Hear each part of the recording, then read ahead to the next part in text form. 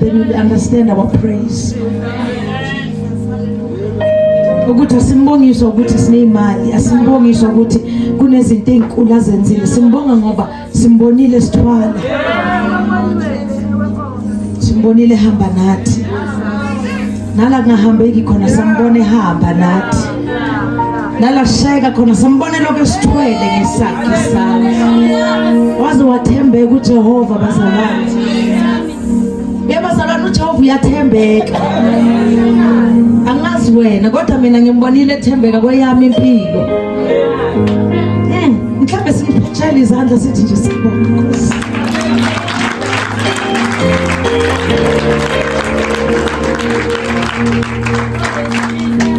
uNkulunkulu okwazi ukubuyisa izinto ezitshontsho uSathane ayibuyise.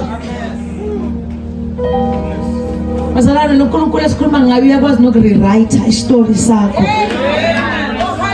Lapho sithi sesiwrite off. Nikhona. Lapho uSathane ethi uwrite off uNkulunkulu ngemesi yakhe aphinda athi ngiqala phansi, qala phansi. Mhlambe sisesontweni elirong kushamla. Thina simbonile sithwala. Simbonile uNkulunkulu esivumela singena phakathi kwamahlazo, sambona esikhipha. Sengisho uNkulunkulu esihamba angazi lo wakho. Yabona nje indlela engithule ngayo bazalwane sengiqala ukususpect ukuthi ngathi asikhonzo yedwa. Uyazisula inyembezi. Uyaziphilisa izifo. Uyabuyisa nobusha bethu bazalwane. Hallelujah. Muhle uNkulunkulu esihamba naye. Akasideli. Akasilahle. Noma kunganzima kangakanani endleleni webazalwana akashiyane. Uyakubamba noma ungasamuzwa kodwa ukubambile. Noma ungasamboni kodwa ukubambile. Hey lebandla leli. Amen. If you can know bazalwane my story then you'll understand. Ukuthi we serve a miracle working God. A covenant keeping God. He's a covenant keeping God. Izwi lakhe uyalimela. uNkulunkulu izwi lakhe uyakwazi ukulumela. Alinde kuba lifezeke empilweni zethu. Bazalwane yazi ukuthi lo esimkhonza akana nakuthi udlulephi. Kwathiwani ngawe. Nokuthi bakwenzeni. Enunala lento lomkhuba ukuthi akuyekele isikhathi eside. Kube ngathi kuphelile. Ayeke abantu bakhulume. Ayeke abantu bahleke. Ayeke abantu bagxeke. Ayeke abantu bakushiye. Bese yangena. Athi sengikhona. Abonakale njengoNkulunkulu. Hallelujah. Bake babafana abayi3 babaphonsela emlilweni. Bajalo umlilo ukho enough to usuphinde 7 times. Kanti abazi ukuthi bameme umnikazi womlilo. Ngoba iBhayibheli lithi ungumlilo oqothulayo yena self. And baphinda ngawu7 bathi completion. Ukusho ukuthi kuphelelisiwe. Babathatha babaphonsa. Bathe sebephakathi. Lithi iBhayibheli kwabonakala umuntu wesine. So lo esamba naye uyabonakala esimeni sakho njengomuntu wesine. Noma kungabonakala ngathi usele wedwa ubonakala njengomuntu wesibili phakathi komlilo. Hallelujah. Ushilo angeka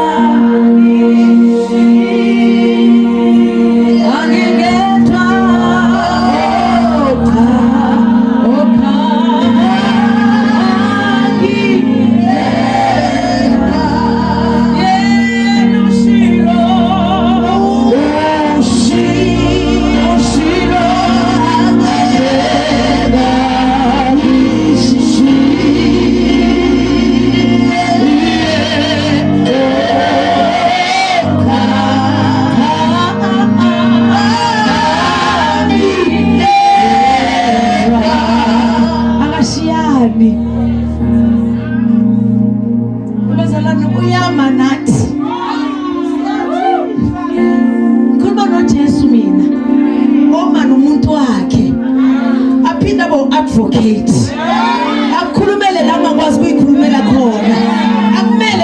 angakwazi kuyimela khona akulwele langakwazi ukulwa khona uJesu igama lakhe abazalwane usathane noma esethi isithunzi silahlele phansi uqedile ngawe uJehova fika athi ngiyarevive ngiyarestore Jesus oh hallelujah so ngithanda ukukhuthaza nawe ukuthi awushela makhelwane ukuthi akakapheli ngawe manje akakapheli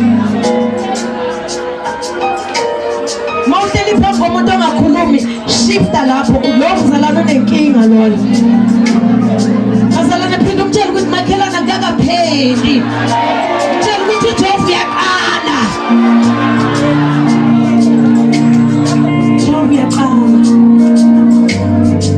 Jehova awunike ithemba nje ukuthi uJehova uyaqala sihlobo unike high five ukuthi sekuyalunga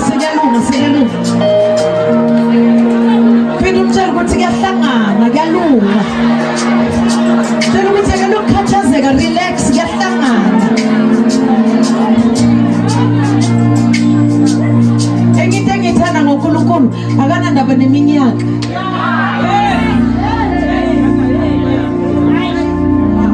hanadaba lidilimo yabanye bazobiza baxabitsa ka hore o lefetwa humorana Jesu ha ona lefetwa sike sabona umama bazalwane yabona la kubo 90 waqoka igown wakhudula ama slippers waba pregnant wayofola iline naye angazi uma yayikhona yini clinic ngalesa sikhathi sika Abraham kodwa lithi iBhayibheli umama Sara wayesekhulile engasaboni nama period akhe so kusho ukuthi uNkulunkulu akanandaba nesikhathi Alpha Omega self-existing God ukuthi abantu bakubhekela isikhathi bathi no ichayile ayikachayi usazoqala usazohleka nawe and usazojabula nawe usazocelebrate nawe keep on moving on bazalwane don't stop something good is about to happen but thatha ukuthi uqhubeke tshela makhelwane ukuthi ungami siyaqhubeka omunye uthi understanding lahlekelwe bazalwane listen he's a restorer athi I shall restore even the years ezidliwa ama locust I will restore so uNkulunkulu okwazi ukurestore and uNkulunkulu maseke yenza into yakhe ushaya ihlabekisa so relax sazohlangana sizolunga ungaphela amandla mama bana bephumelela sitshela ukuthi ngiyalandela nami noma ngingazi ukuthi kanjani or nini but ngiyalandela mawunento obhekane nayo namhlanje ngifuna uyise kuNkulunkulu uthi angazi ukuthi izokwenzeka kanjani kodwa ngiyathemba ukuthi uzoyenza I don't know how God is gonna do it. How God did us this?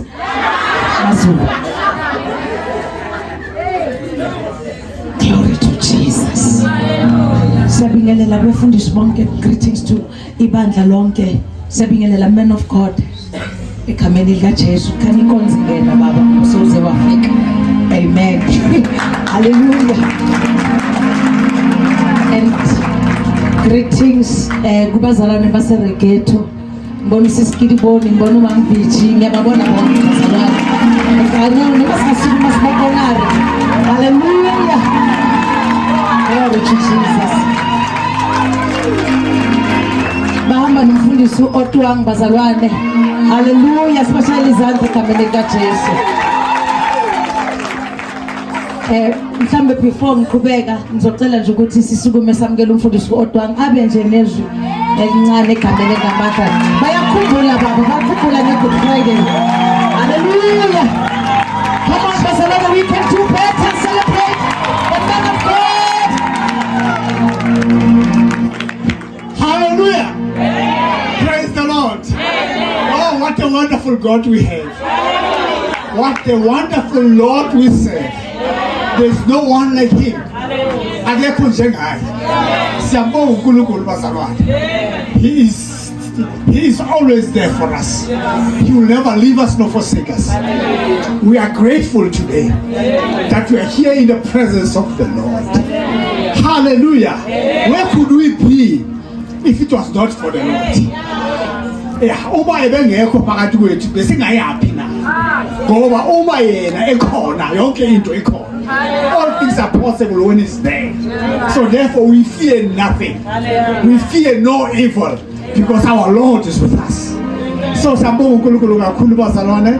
I'm here with my team today. As you can see, I'm wearing a uniform. Hallelujah. Hallelujah. You remember last time I was wearing a suit today and I was dancing in the presence of the Lord. Hallelujah.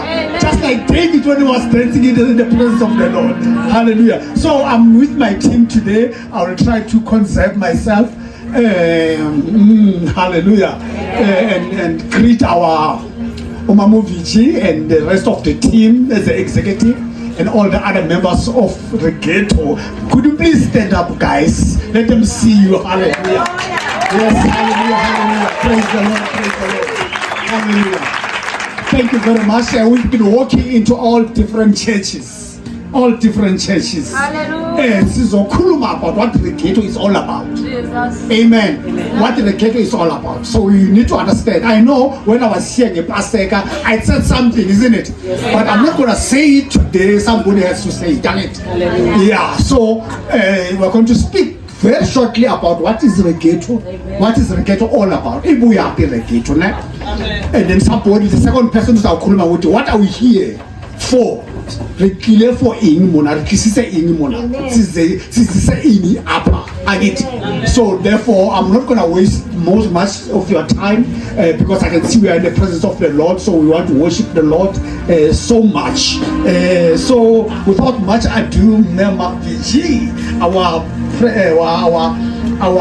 director, our chairperson here in the ghetto, Miss Virginia.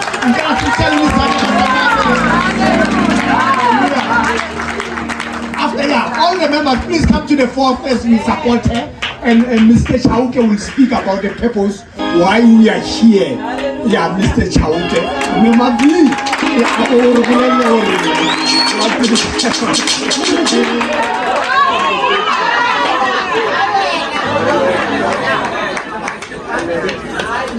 Amen bazalwane. Kuna le ngoma lengiyithandayo ethi Nkulunkulu uthando lwakho ngithina bantu lukhulu wanikela endodana. Haleluya siyabonga zangenala okuthiwa ongene khona kaphumi saphumala okuthiwa akuphunya akuphunya. Amen bazalwane. Yo kumnandi kuba la ekhaya. Yazi ngahamba nezinga esontweni. Ay ithi ngithule. Baba umfundisi uzongigwema.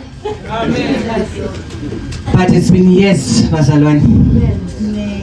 Nginama reason wami wempilo. Angithi sinabantu benyama. Siphila empilo nabantu. Angithi. Phinde futhi sibe abantu bakamoya. Angithi. Siphile ezweni lakamoya. Angithi. So ngiyathemba ukuthi uNkulunkulu ngelinye ilanga uzaziceda izinto zasemhlabeni ezabantu ezenza ukuthi sigcine sesithi angisafuni lesontweni.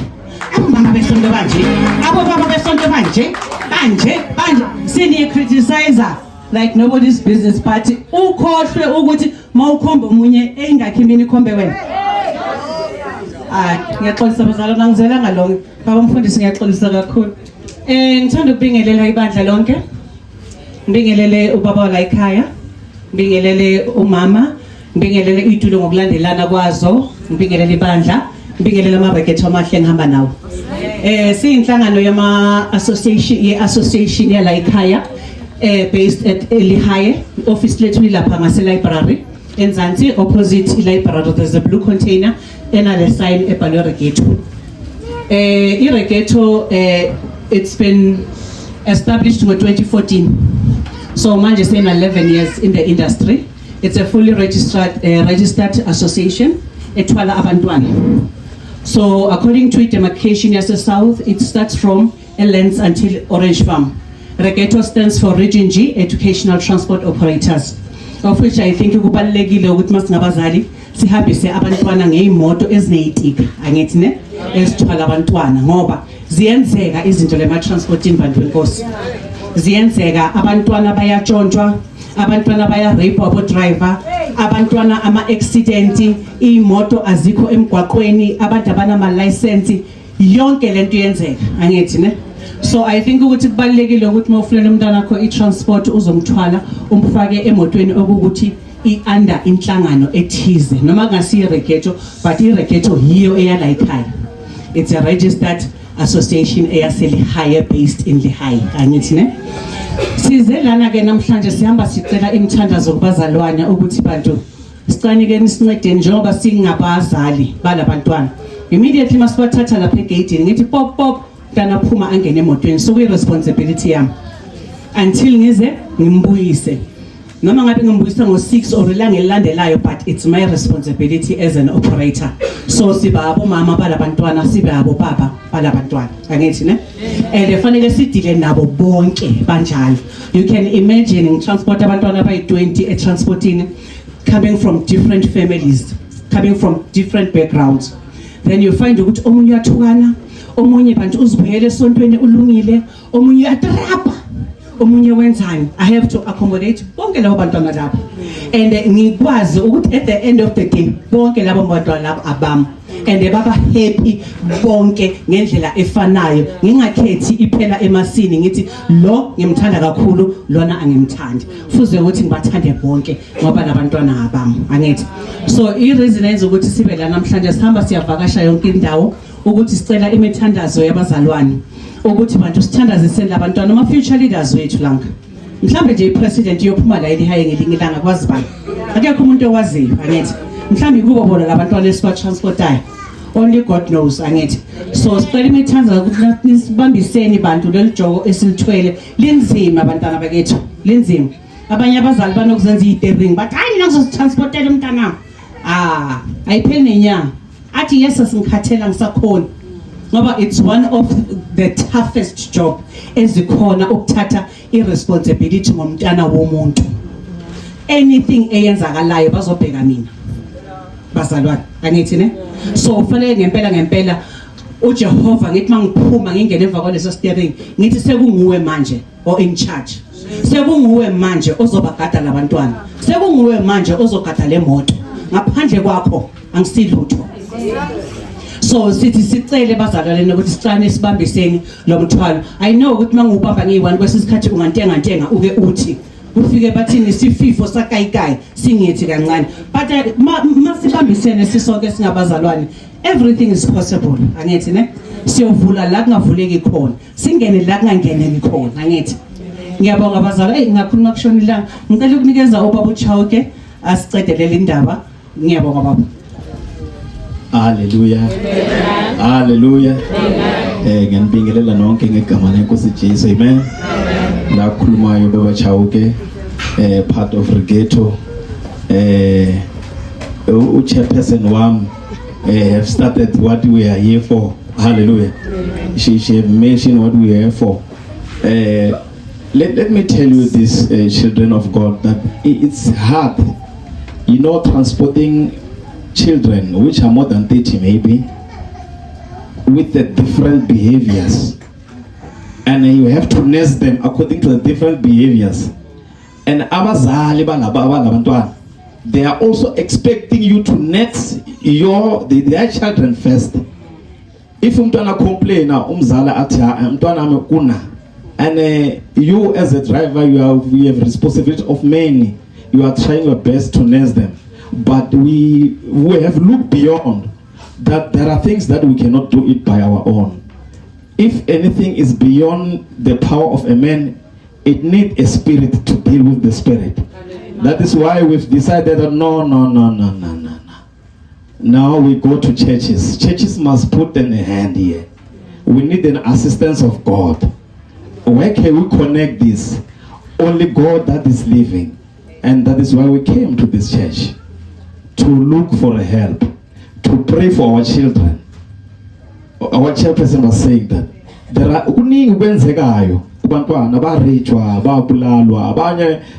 there is no way umntwana what is 16, 17 or less angena kutakamisa without a reason. There is a spirit behind. And uhamba nami lo mntwana, all of a sudden right, all of a sudden ubhemenya uphi. How do I feel as a driver? Did I fail? What went wrong? Are you getting this? Abanye, they quit school. What went wrong to me as a driver? I cannot do it. It's beyond our powers. That is why we say, let's gather our powers, not by might. We use the spiritual one. We use the help of church to pray for our children. Hallelujah. Daniel chapter number 10, when you read verse number 20 and 21, this is Gabriel talking to Daniel. Say, Daniel, you know your battle that you are facing. Me, I'm going to deal with them. Prince of grace, Prince of pleasure, but I will need assistance from the spirit man of Israel. So, meaning we need the spirit man from God. Hallelujah. Which is your help. We are going to have service on a big service on the 7th of June, which is a good month though, because youth. So very much good. Our prayer is on point. The following week they will be celebrating. So us, when we pray on the 7th, we are saying no one is dying, but they are being saved that day. We send the spirit ahead. Look, if devil is planning something, us on the 7th will be planning ahead that day. Let them see God. Let them see change. Amen. Things that we cannot take, the church is your responsibility. Hallelujah. Amen. So the date is 7th of June. Time is 7 o'clock. Only 2 hours. I think by 12 will be done. 10 o'clock. 10 o'clock. Yes. Sorry. 10 o'clock. I think by 12 will be done. Only 2 hours. So I think venue, it's here. Hallelujah.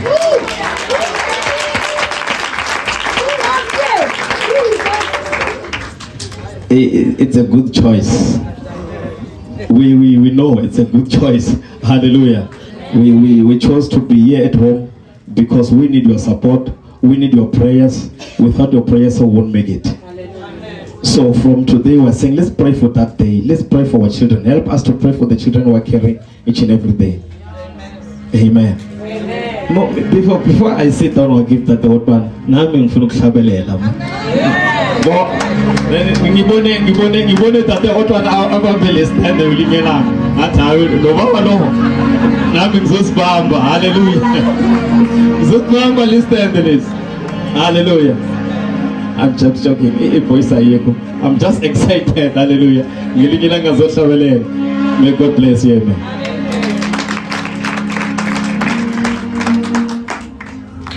Thank you much.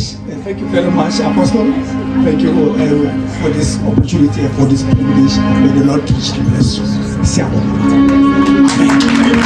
Hallelujah. Zala suke sibini abazalwane. uNkulunkulu wethu sonke nithi bazalwane. Ngicela siphule kancane protocol. I'd like to ask wonke umuntu transport abantwana nalabo abangakhululeke to please come forward and let's join them and let's pray bazalwane. Pray for our kids. Pray for the drivers. Ngiyazi bababiza ngabo auntie nabo malume. Let's pray for them bazalwane. Ngiyacela bazalwane mawazazi ukuthi ukulo msebenzi nawe. Let's join hands and pray together. Egameni likaJesu. For it reaches to the highest mountain. It flows and it flows to the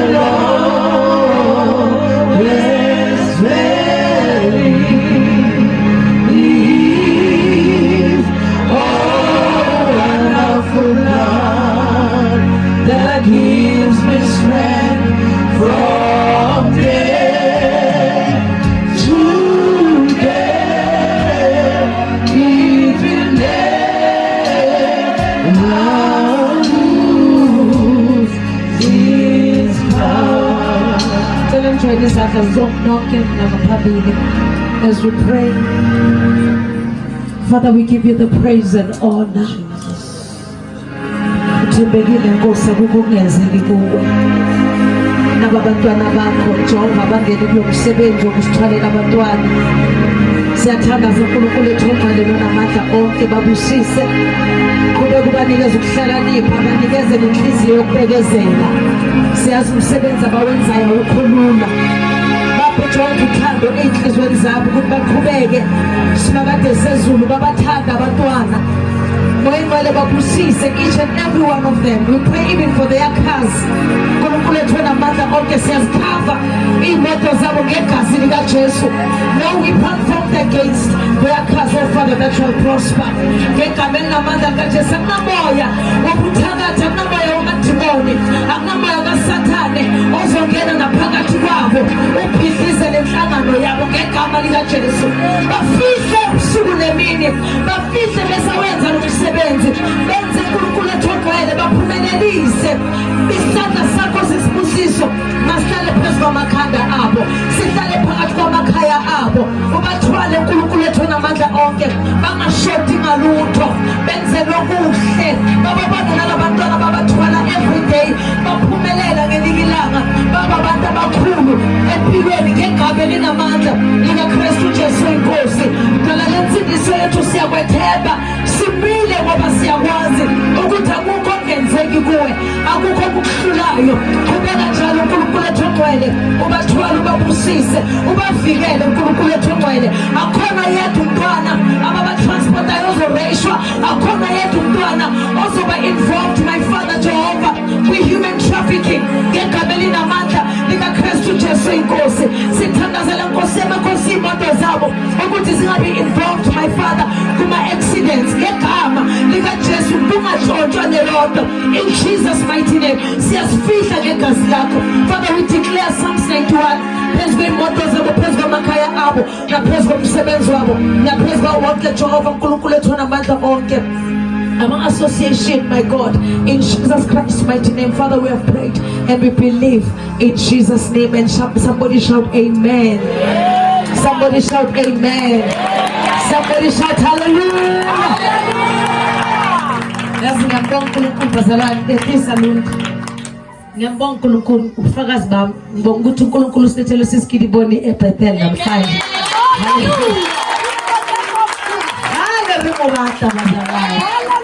Hallelujah. Siyambonga kakhulu. I know ukuthi nabefundisi, I know umfundisi from a phase 4. Hallelujah. Umakhelwane wami ngiyazi ukuthi akangazi but mazi amen. uNkulunkulu makanenze kahle. Nibusiseke imoto zibe ziningi, ningashoti ngalutho ngegama elinamandla kaJesu. Abantwana babe baningi, uNkulunkulu makanifavor in Jesus mighty name. Somebody shout amen.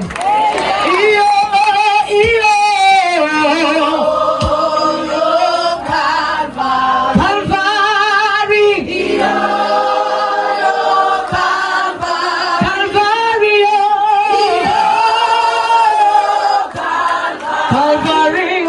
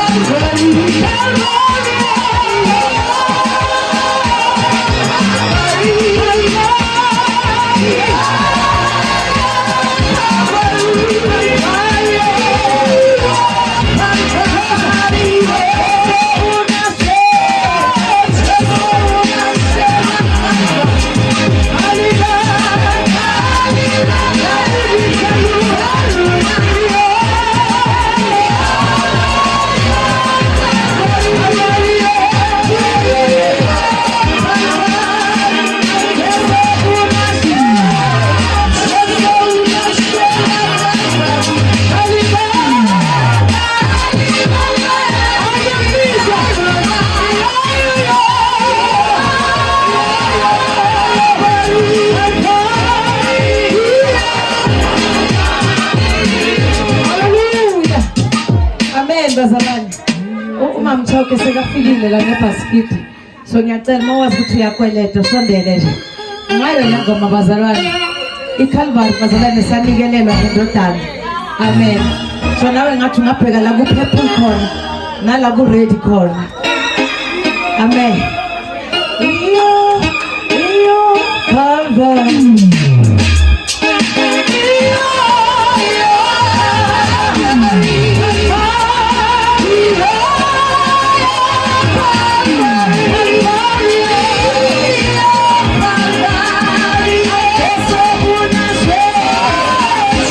Number 1. Thank you, Jesus. Verse 1 to 7. Isoko uElisha nembaza lahlekileyo impi nama-Aram 1. Amadodana abaprofethi athi kuElisha, bheka indawo esihlezi kuyo phambi kwakho, iminyene kuyo. 2. Masihambe siye eJordan sithathe khona ube yilona lowo umshayo ube munye, senzele khona indawo esingahlala kuyo. Wathi hambani. 3. Kepha omunye wathi vuma uhambe nezinceku zakho. Wathi ngiyakuhamba. 4. Wayesehamba nabo sebefika eJordan bagawula imithi. 5. Wathi lapho omunye sagawula umshayo insimbi yawela emanzini, wakhala wathi maye Nkosi ibitshelekiwe. 6. Wathi lowo muntu kaNkulunkulu iwelephi na? Wamkhombisa indawo, wayisenquma uthi waluphonsa khona insimbi yantanda. 7. Wayesethi yikhuphule, welula isandla sakhe wayithatha. Amen. Amen. 2 Kings chapter number 6 from verse 1.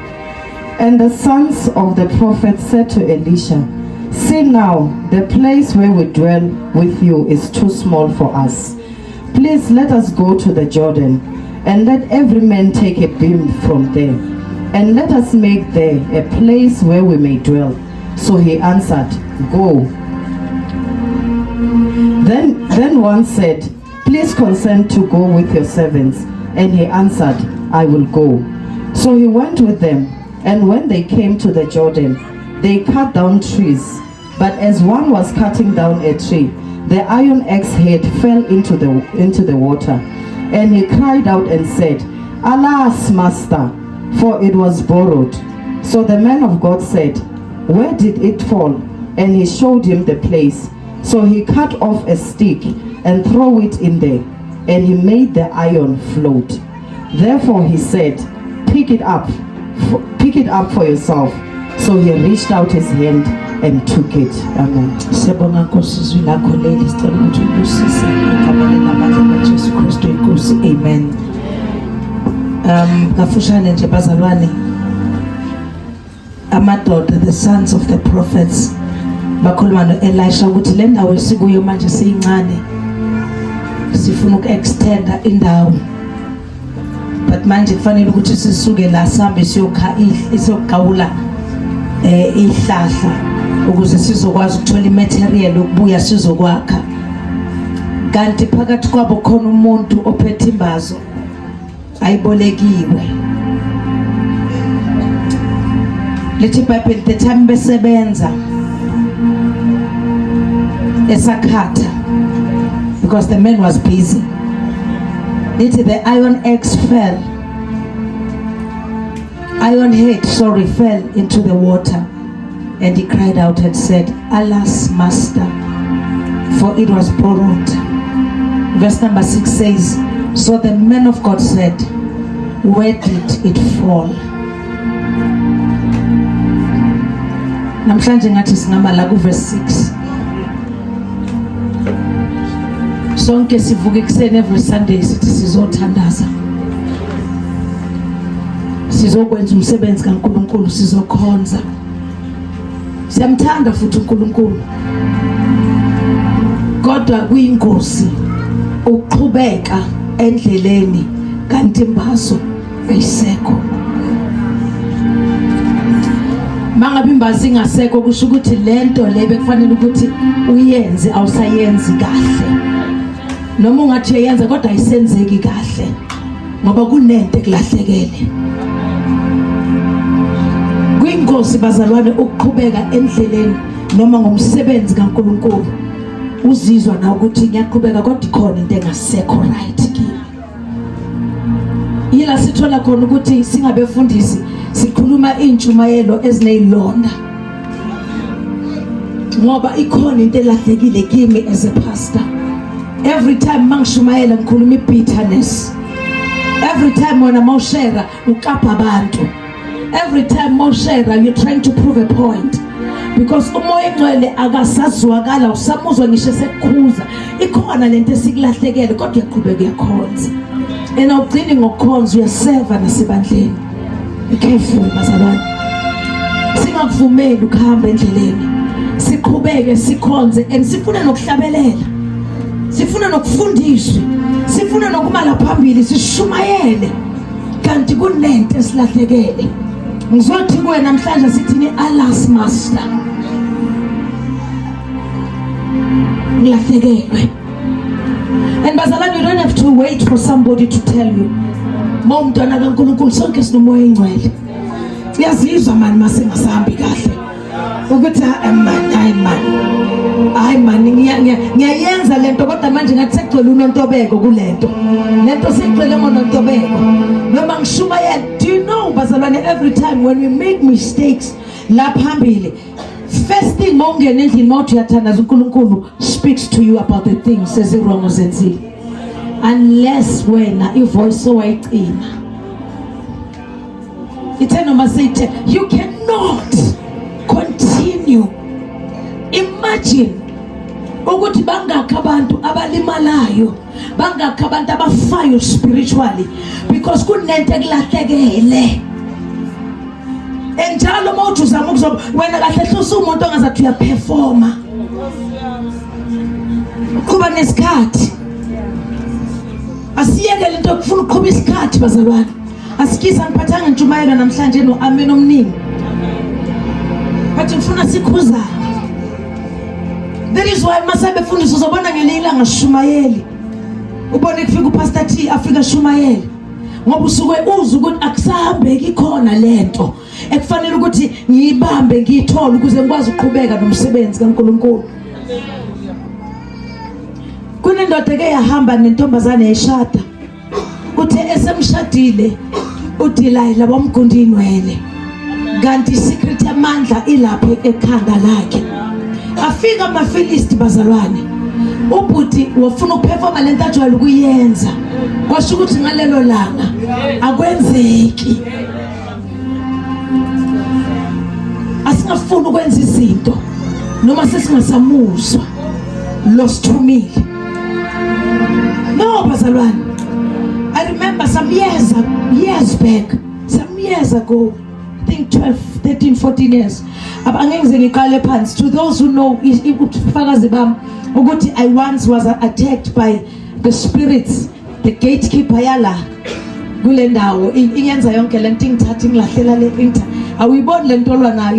But the only name bazalwane elangisidise is the name Jesus.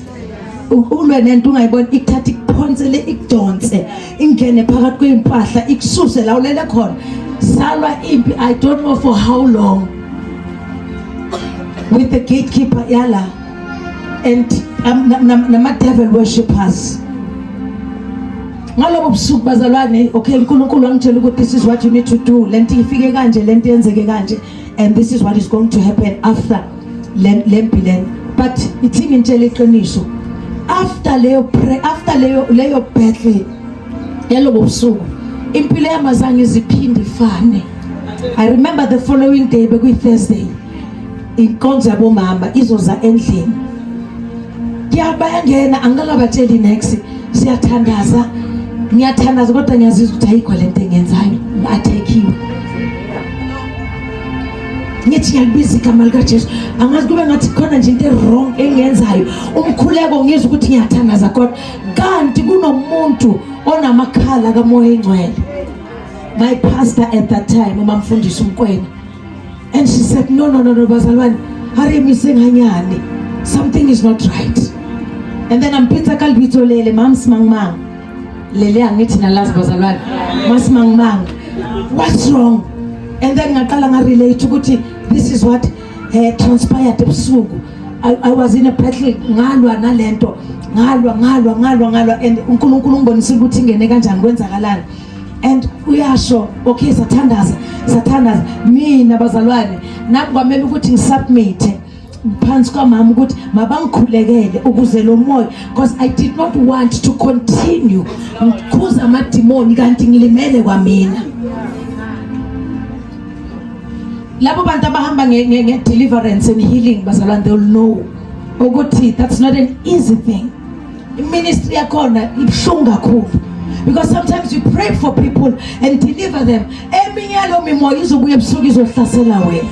So kwasho ukuthi ngalelo langa while I was busy fighting bazalwane kukhona okwasala la kumina, because bengingasaseyimi yayazi izombi. So I had to ukuthi ngihambe manje sebayeza njalo ntambama endlini. It took time for me to even adjust nokuthi ngibuyele esimeni sami, but kwathatha ukuthi ngi-acknowledge ukuthi nginenkinga yokuthi bengihlaselekile, therefore angisafani naqala. I need somebody to speak over me. I need somebody to assist me and to pray together with me. There's danger ekuqhubekeni kanti imbazi lahlekile. Ngelinye ilanga bazalwane abafundi bakaJesu bakhuza amadimoni endodeni ethile. iBhayibheli lithi babashaya. Imagine abafundi bashaywe endlini babaleke batrajwa bazalwane bashaya umuntu onamadimoni. And the question ithi kwenzeke kanjani, because bahamba noJesu. Ungahamba noJesu but ungabi na authority anayo unless ucela kuNkulunkulu ukuthi ngicela ukuthi ungisize, because I want to overcome 1 no 2 no 3. So kunezinto ezishayayo noma esiloku zisihlasela esingakwazi ukuyinqoba. Akuna breakthrough, akusiyindawo siloku sirounda endaweni eyodwa, because silimele noma asilimalanga sinento esilahlekele. And manje sesiqhuba ngani nengqondo. I know hankarifela hankaetsa so Samson did the very same thing. Wathi ngiyazi ukuthi mawufika amaFilisti ngivele ngivuke kayi-1 bese sengiyabashaya njengombholo. Mina ngiyi-1 by-10 nabaslice. Wathi uyayizama ngalelo langa zange baslayiseka, waslayiseka yena ngoba intombazane beyimbeke phezu kwamathanga. Bazalwane mawumuntu onogcobo yazi ukuthi sitha sikwenza ukuthi ube yi-target. Ungabi careless. Ungabi careless. God is trying to help us. Mawuzowenza lo msebenzi ngoba nakho ngijwayele ukwenza. I know how to. I can pray. Na Pastor T, I'm a strong person. I will do it. Demons zizokubamba.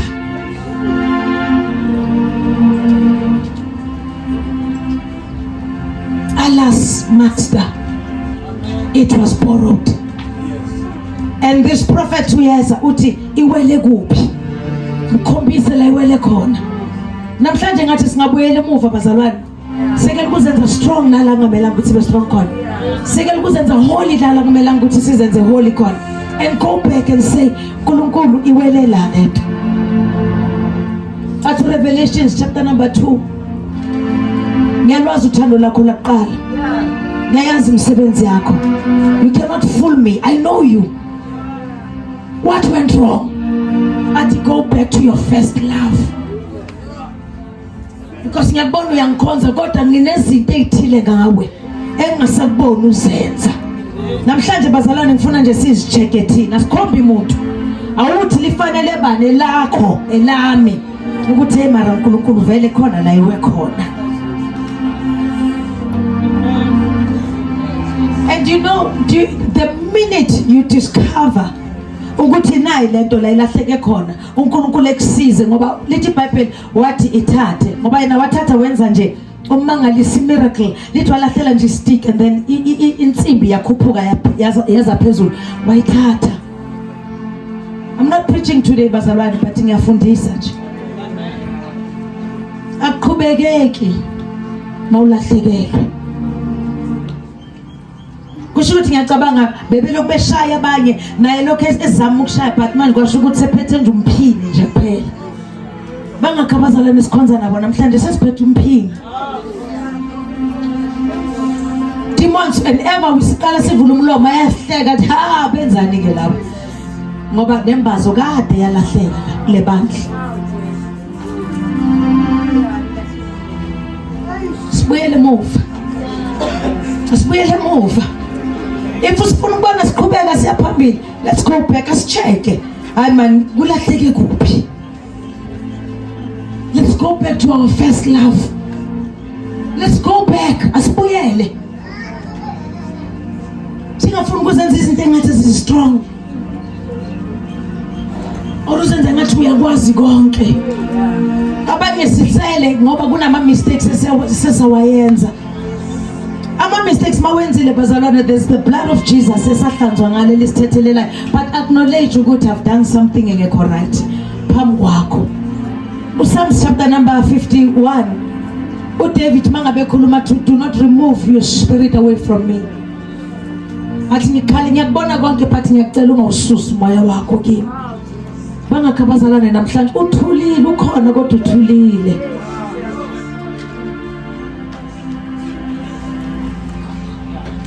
And you're a best singer, best worshipper, best preacher, best evangelist, but something bazalwane has been silenced in you.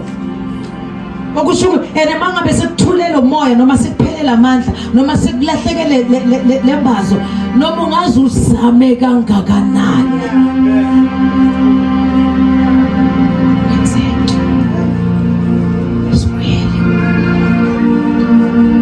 Sibuyele kuyi. Sithi uNkulunkulu yimi lo. I come to you as I am. Ngicela ukuthi ungisize. Abanye kulahleke because of its surrounding. Bazalwane, you become lento oyidlayo every day. Uba ilento oyidlayo and sikuza noma sokhuluma ukuthi okay, nalo uhlobo lokudla lo muntu akudlayo. Ngoba indlela okhuluma ngayo iyachaza ukudubana. Abanye bethu sambile sangena kuma group wrong, sangena kubantu wrong, sangena ma relationship wrong, uNkulunkulu angasibekela ngawona. Yathula into kaNkulunkulu bazalwane. Noma ningamshongo amen sengishilo ukuthi yathula. Ayikho into ebuhlungu njengokwenza umsebenzi kaNkulunkulu ngeyikhwepha zakho. Amandla akho. Ngenye into futhi esilimazayo sibandla. Ngiyanthandwa indlela enthule ngayo, yazi ngiyangibusisa. Ukusho ukuthi nayizwa lento. Vele namhlanje asirasa sipreach. Siyaxoxa. Ilahlekephi? Khona umbuzo ke wabuza uApostle Paul athi loyo ubani? Okusho ukuthi kukhona into errong bese kade eyibona yenzeka kulabazalwane. Let's go back. Let's go back. Masifuna ukuzibona sinqoba zonke lezo zimpi. Masifuna ukuzibona siphumelela. Asisichekeni inkambo yethu. Ikhona into elahleki. Abanye silahlekele ukuthanda. Abanye silahlekelwe isimilo. Abanye silahlekelwe ukumsaba uNkulunkulu. Siphila nje anyhow. Siphile sizomafuthi lana. Kube ngathi ayikho nento encane errong engiyenzayo. Sizenza lezinto lezi and we are very good in posting my verses. Umbuzo bese sokuthi but what's the use of posting ama verse kuma status if awakwazi ukusebenza wena? What's the use ukuthi uposte bonke labefundisi obafaka lapha ya obathola lapha ku TikTok if they cannot change you? Konke lahlekile. ikhonde lahlekile and yazizwa. Do not wait for umunye umuntu ukuthi akutshele ukuthi ulahlekelwe yazi. Umuntu belahlekelwe masokhulile kwelika moya uthi ubhekile nje ukuthi kulahlekile la khonde lahlekile la. Athi ahlabelele nomthandazo ukuthi waze warasu nomthandazo.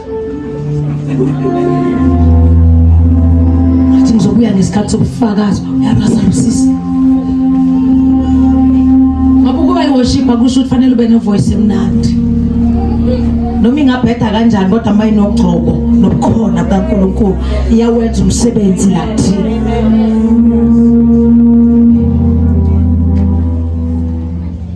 Inwele ikhathiwe bazalwane. Sometimes isikhathwe ba ignorant wethu. Sometimes izikhathwe ukuthi senze amaphutha, senze ama mistakes endleleni. Namhlanje yehla. Susi pride. Ask usizo from uNkulunkulu. He is able, bazalwane. God is able. Remember, He is the author and the finisher of our faith. He knows what you're going through. But most of us are ngathi njalo.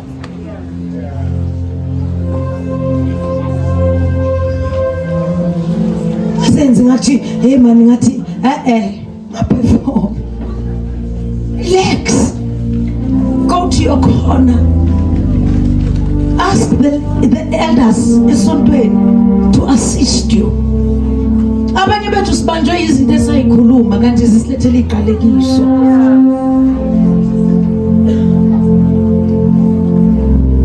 Salahlekelwa. Singavuma ukulahlekelwa sisenkonzweni. Sibe sebukhoneni bukaNkulunkulu wena nje uethe. Yabona bazalwane ukhona umuntu ake wathi ibisi mawuke waliphuza noma ungaze waphuza amanzi i-taste yebisi uyayazi.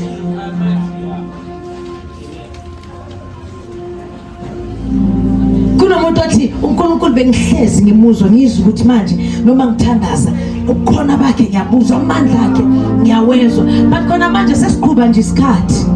Futhi uthandaza ububhekana nesikhathi ukuthi akakafiki ku 3 hours rikhabo shata ba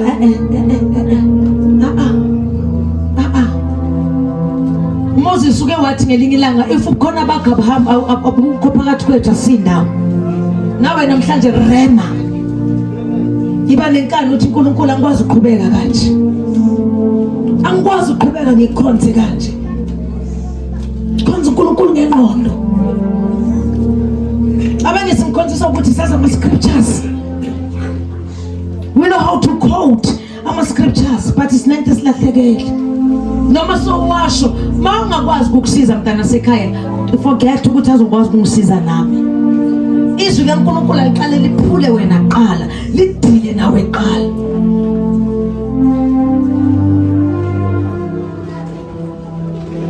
Nikhona bazalwane. We need God. Abanye namadimoni sekhaya sewaza kujwayele. Amshabanye ayatela ukuthi angcono ulanda umamthawu ngaye wena. Maka yakama kanhluphe ngithi hlukana athi yo chomi hayi wena.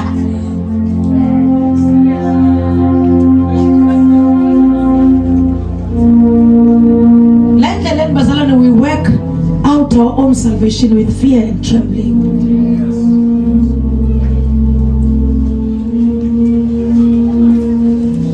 Last formula la worship team but I know how to ayimanga ibamba ngelila ngozoyibamba uwele la ngelila ngoyibamba sihlahlela amehlo wenze njani ngolundi ulundi ka siqhabanze alright sizifisa ukuthi wayimpostola ngamsusi because kunento sibonayo engekho right kena. Asibsebenzeni bazalwane ukukholwa kwethu nendlela yethu.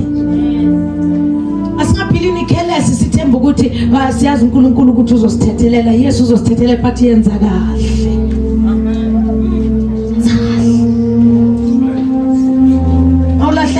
uyazazi.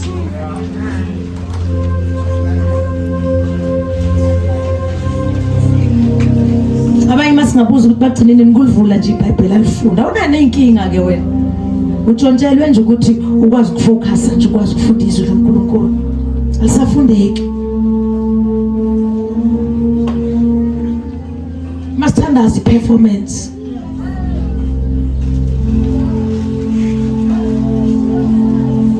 Njalo mangabe sitha sesikushayile yonke into mawuyenza uyenza ngamandla unalento ukuthi ufuna ukuvela,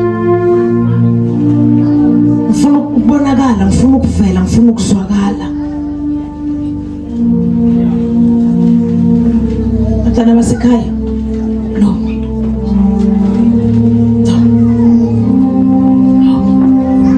fanele mawusukuma uthi in the name of Jesus yonke into ibow down.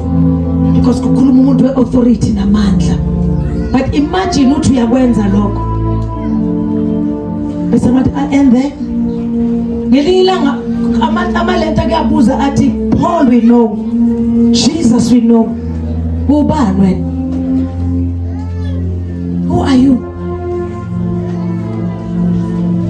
Yile nto yethu yokufuna ukwenza endlela yethu nangokuthanda kwethu. Zolimala. Ngithi ngiveza into yokugcina bese sesiyathandaza siyahamba. Njalo mangabe wenza izinto kanti usolahlekelwe imbazo, kulula ukuthi usathana kumanipulate. Number 1 zokhipha ama-prophecy amanga. Ama-prophecy that will not build impilo kaLundi but ezokudestroy. I'm talking bazalwane. Every time mangabe usulimele imbazi ingasekho mawugawula ushaya ngenduku, yonke into yakho ikhuluma iyahlakaza, yonke into ikhuluma yayibuyisa ithemba, yonke into ikhuluma ayibonisa uNkulunkulu esimkhonza ukuthi uNkulunkulu onothando. Lahlekela.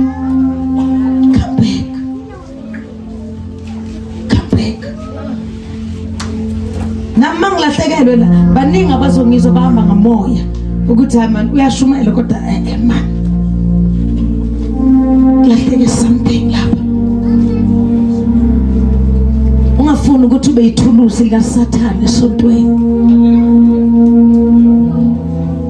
ithulusi lokulimaza abantu. Thina sifuna abantu beze kuJesu, hayi kithi sifuna abantu beze kuJesu. Wena ngomphini uyashaya ndiyalimaza. Careful.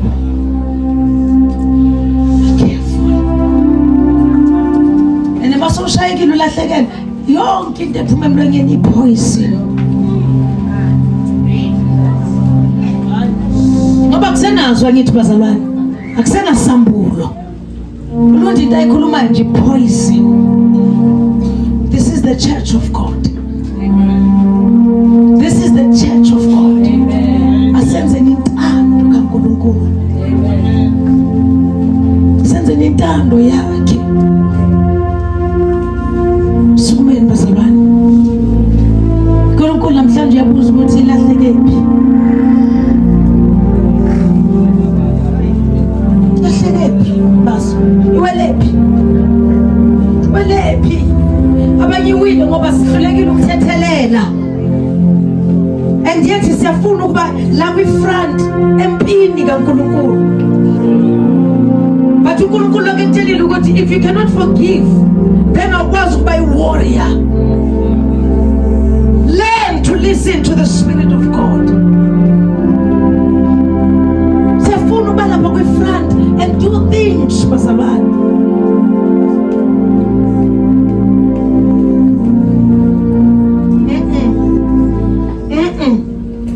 Ayihlangani into kaNkulunkulu nokuzonda. Bazalwane ngicabanga ukuthi sithethelela ngoba siholy. Sithethelela ngoba siya understand ukuthi there's power even in forgiveness. And it's no longer about us. Especially thina sibiziwe. The things that we do and the things that we say nempilo esiphilayo siphiliswa ukuthi kunabantu abaningi engabashumayeza abahamba emva kwami abanye ngisabakhumbuli. So imagine nizoshaya ngomphini ukuthi ngiyalimaza kuze kufikelele kuphi. Sibuyele emuva namhlanje, introspection. Iwelela Nkosi, ngalinyazwa ngangathethelela. Iwelela Nkosi,